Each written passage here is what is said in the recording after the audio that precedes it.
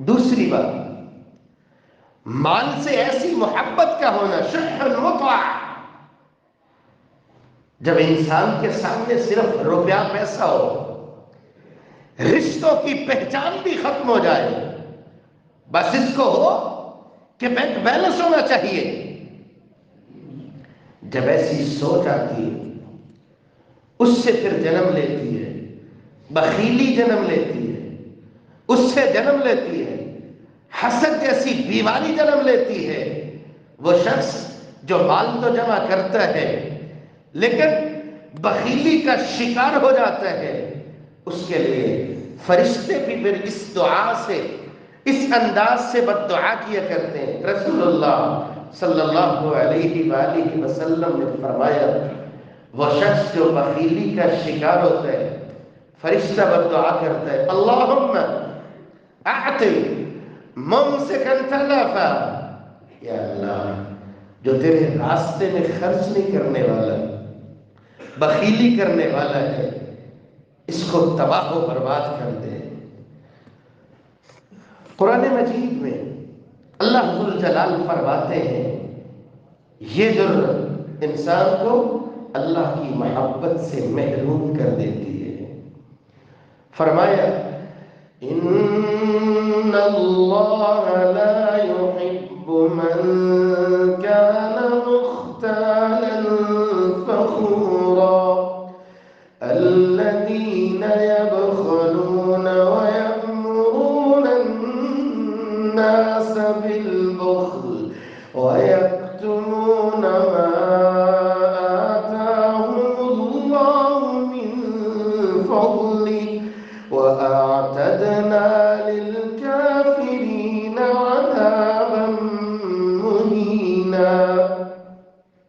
فخر کرنے والا، غرور کرنے والا، اپنے آپ کو پتہ نہیں کیا سے کیا سمجھنے والا، جب دماغ میں یہ کیڑا آ جائے، فخر اور غرور، گھمنڈ ہونے لگے اپنے عہدے کا، اپنی کرسی کا، اپنی ذات پات کا، اپنے روپے پیسے کا،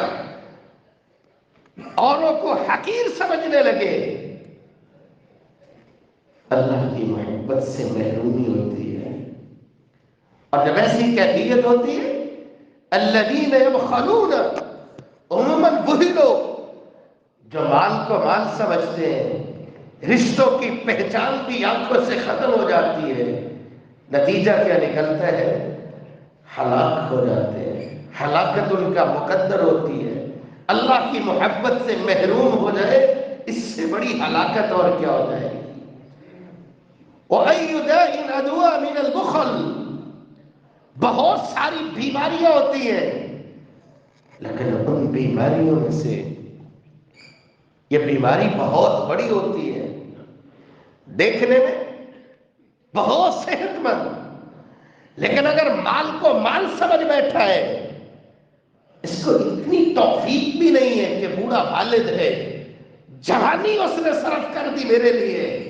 آج موقع آیا ہے میں اس کی خدمت میں کوئی کسر نہ چھوڑوں۔ مال سے بڑا عزیز ہوتا ہے باپ کی محبت، والدہ کی خدمت، ایسے ایسے عظیم رشتوں کی پہچان بھی اس کی آنکھوں سے اوجھل ہو جاتی ہے۔ اسی لیے رسول اللہ صلی اللہ علیہ وسلم نے فرمایا، وَاتَّقُوا الشُّحَّ فَإِنَّ الشُّحَّ أَهْلَكَ مَنْ كَانَ قَبْلَكُمْ، ایسی بخیلی سے بچو، مال کی ایسی چاہت سے بچو، تم سے پہلے لوگ جو ہلاک ہوئے اپنی اس حرکت کی وجہ سے ہلاک ہوئے۔ قرآن مجید میں اللہ فرماتا ہے، انسان سمجھتا ہے روپیہ پیسہ جتنا گہرا ہوگا، جتنا وسیع ہوگا، میرے لیے اتنی ہی فراوانی ہوگی، لیکن حقیقت میں وہی مال کی فراوانی اس کے لیے تنگی اور محتاجی کا ذریعہ بن جاتی ہے۔ وَأَمَّا مَن بَخِلَ وَاسْتَغْنَىٰ وَكَذَّبَ بِالْحُسْنَىٰ فَسَنُيَسِّرُهُ لِلْعُسْرَىٰ، جو بخل بڑھتا چلا جاتا ہے، اس کو نظر آتا ہے کہ مال بڑھتا جا رہا ہے، اسی اعتبار سے اس کی دنیا بھی اتنی تنگ ہو جاتی ہے۔ لیکن جس کو ایسی بخیلی سے بچا لیا گیا، کامیابی اس کا مقدر ہوا کرتی ہے۔ قرآن مجید میں اللہ فرماتا ہے وَمَن يُوقَ شُحَّ نَفْسِهِ فَأُولَئِكَ هُمُ الْمُفْلِحُونَ إِن تُقْرِضُوا اللَّهَ قَرْضًا حَسَنًا يُضَاعِفْهُ لَكُمْ وَيَغْفِرْ لَكُمْ وَاللَّهُ شَكُورٌ حَلِيمٌ۔